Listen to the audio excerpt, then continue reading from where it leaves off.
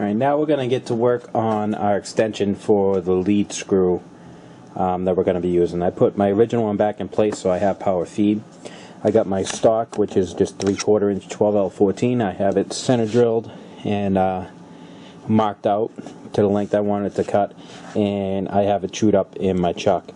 Now it's about an inch to an inch and an eighth longer than I actually need, than the actual bearing support on the end. And the reason for that is if I ever wanted to add a handle like one of you guys suggested, I have an area to do it hanging off the end of that bracket. But before I do get to that, I just double checked the end of the screw that we're going to be using, and you can see right here there's a little bit of a wear mark. So right here it's exactly 1/2 inch, it's 500 thousandths, and in here it varies between 490, 95, 98, so it's a couple of thousandths of wear in here. So I'm just going to do the extension to exactly 1/2 inch, exactly 500 thousandths, and also the part that is going to slip over this, I'll do that. I'll ream it to exactly 500 thousandths, and it should slip over there nicely. And I did get a surprise in the mail today. Now, this was shipped out from Iowa on the 6th, and today is the 8th, and it is, let me get it out of here,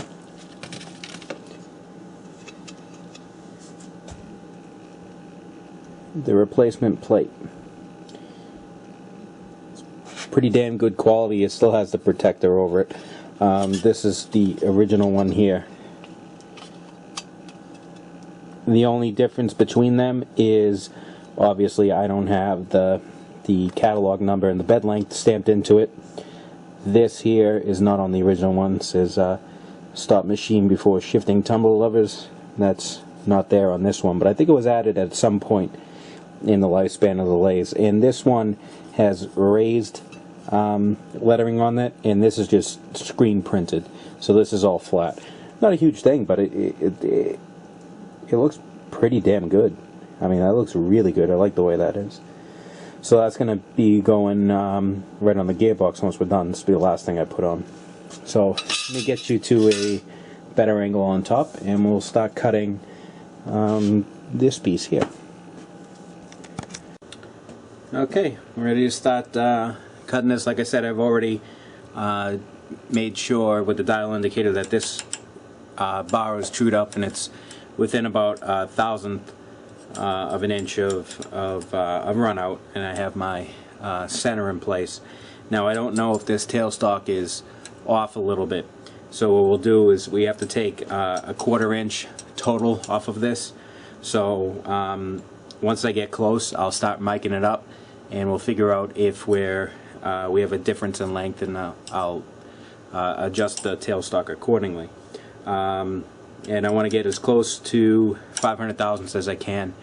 So I want to try to get it dead on. If I'm a little bit off, I'll draw file the rest off, and we'll check fit once we get everything out of here. If I need to take a little bit off, it'll be very easy just to pop it back on the lathe and just draw file the extra 1/1000th off or so. So it doesn't matter once I get that lead screw out if I have to take a little bit off of this.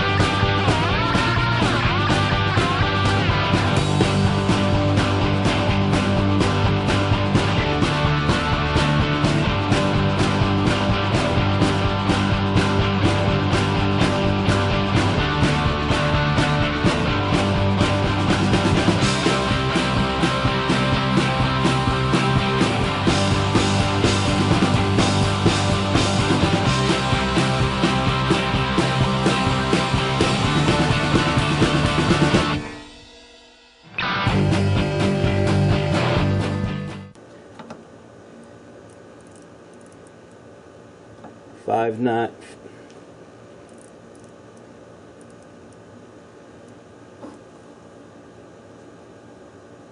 5837,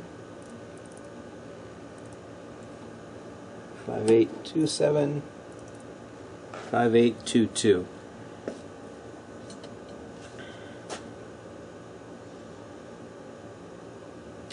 So I got about 1/1000 of, I'm 1/1000 smaller than I am on the front. So what I can do is I can just bump this tailstock over just a hair and take another cut, and we should be pretty much dead on with that. So let me just mount the dial indicator.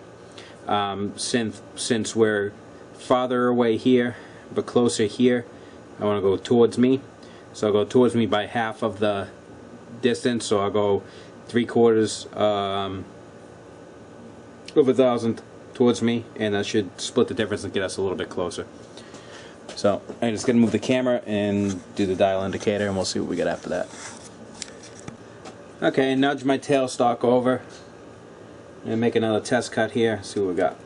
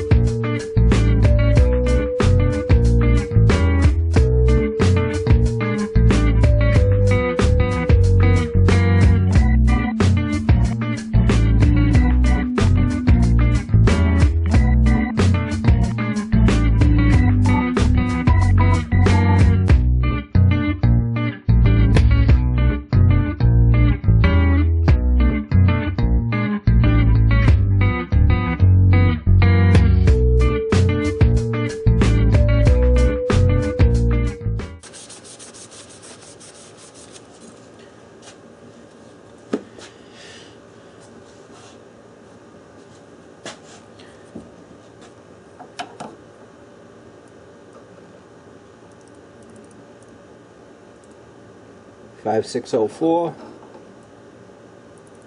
5601, 56. So less than 1/1000, which is perfectly acceptable.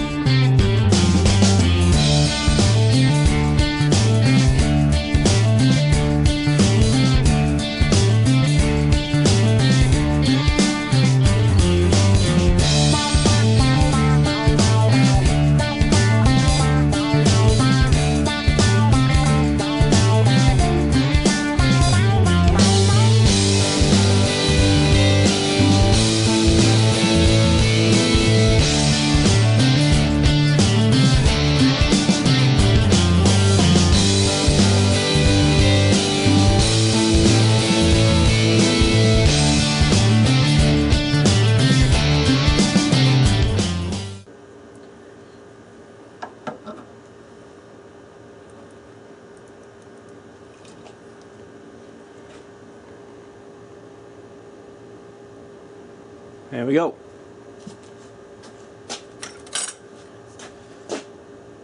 So now, before I turn this around, I'm just going to very quickly pull the bracket off the end of the bed here and see if it slides on. Give me a second, let me do that. Alright, now I got to drill to a depth of at least 3 inches. I'm not going to be able to do it with the entire tailstock, so I'm gonna have to go through as far as I can go, which is about 1 3/4 inches. Move up the tailstock and then do the last bit, and then I'll ream it for 1/2 inch. So.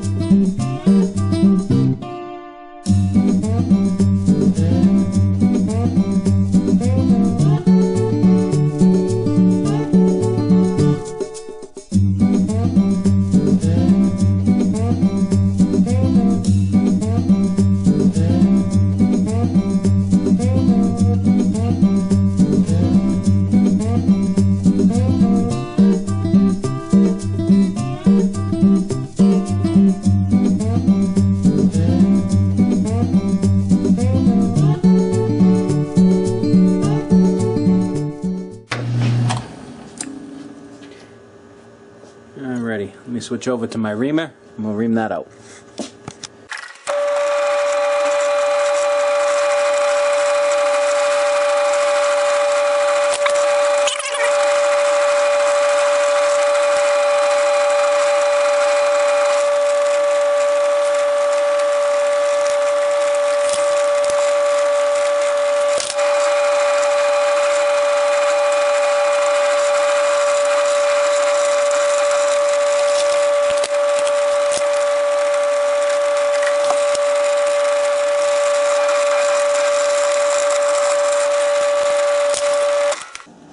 Okay, I got it to fit on nice. What I did is I drilled a hole right at the tip of that hole to let the air escape, and this other hole here that's drilled straight through is going to be for a taper pin.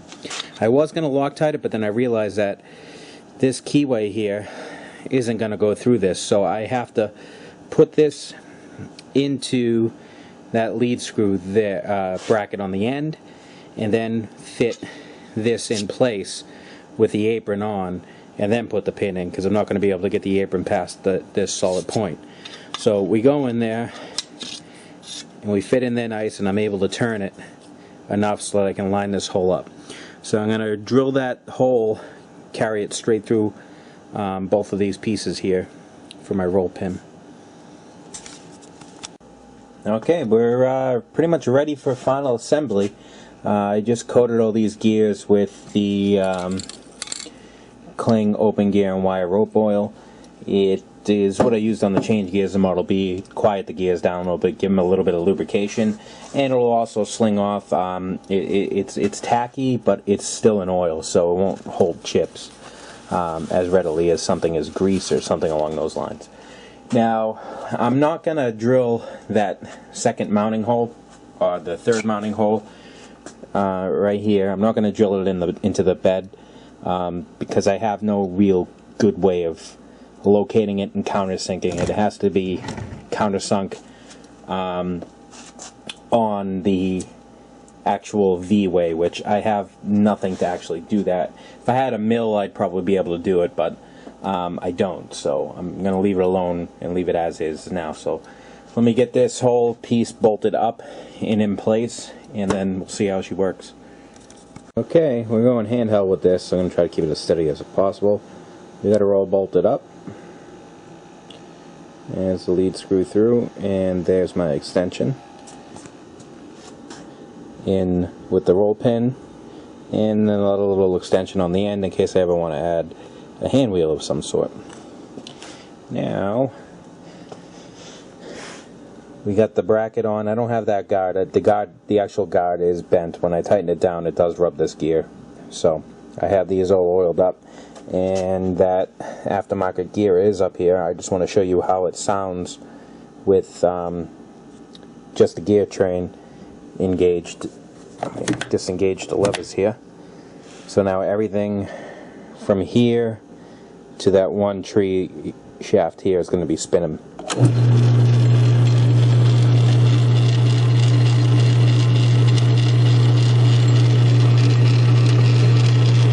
That's pretty much what it sounds like. Let me go to the highest speed so you can see what the gears on the end sound like. There is a little bit of play in them. There always was, so they are noisier on the higher speeds, but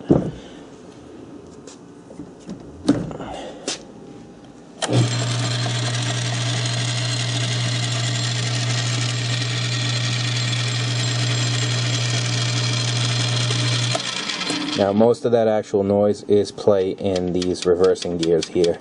That's where most of that noise is coming from, because I can't adjust the gear mesh on these, but I can everything else. So, with that said, let's kick her in the gear. See how she sounds with that.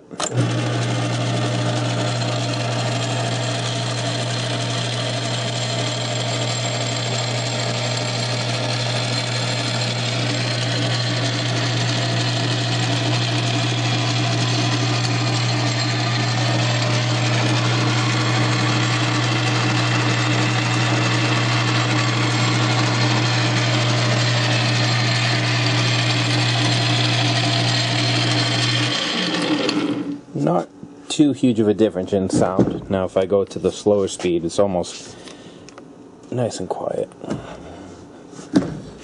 Keep in mind also that this is on one of the higher speeds too.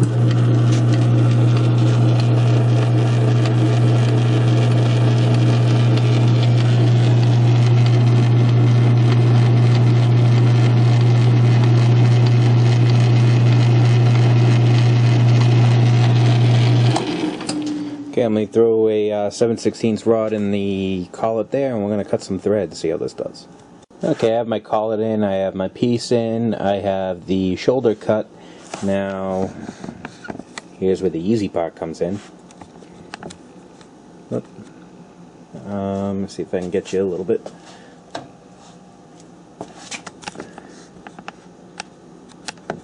So, we want 14 threads per inch, which is the left tumbler is going to be on A, and the other one is going to be all the way over in 7. So now these do stick a little bit.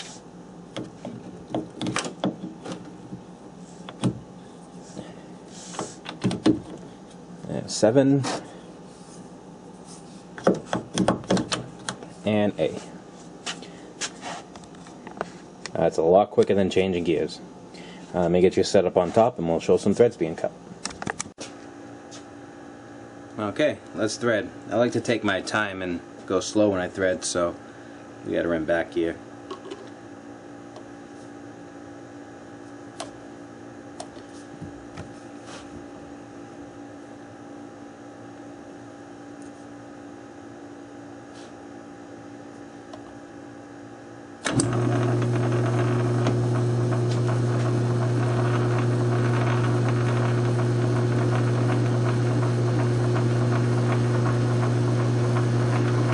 A little scrape to make sure that we're correct on the thread pitch.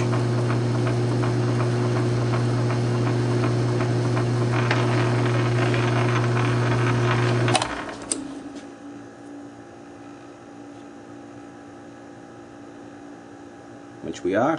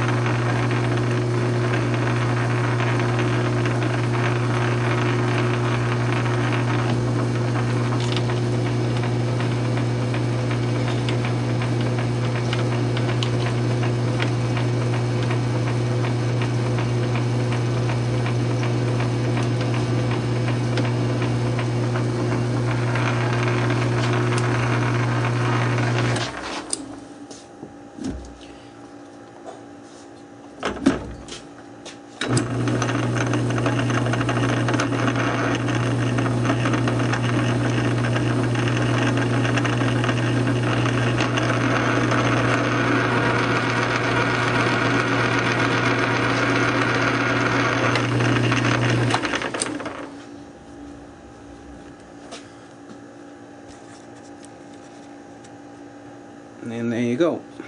Perfect thread. So Gearbox works out great.